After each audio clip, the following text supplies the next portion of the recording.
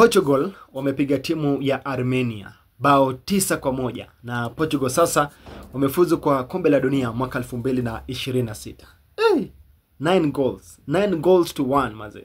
Bruno Fernandes amepiga hat-trick. Na Joe Neves vile amepiga hat-trick, lakini man of the match amekuwa ni Bruno Fernandes.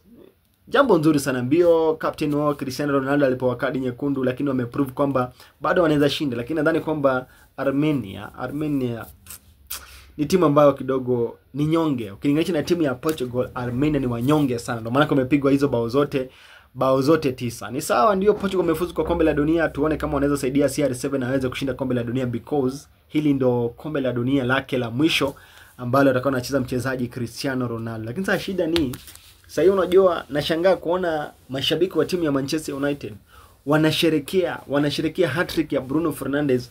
Kwa hizo bao 3, 2 zimekuwa ni penalty. Yes, 2 zimekuwa ni penalty. Lakini sasa mashabiki wa timu ya Manchester United wanasherehekea, unaweza fikiria ni Manchester United imeshinda Champions League, kumbe ni Portugal imeingia kwenye World Cup ya 2026. Msisherehekee sana Bruno Fernandes kupiga hat-trick. Wacha arudi kule Old Trafford atupigie hizo hat-trick ndio tuone vile mambo inakwenda, si ndio?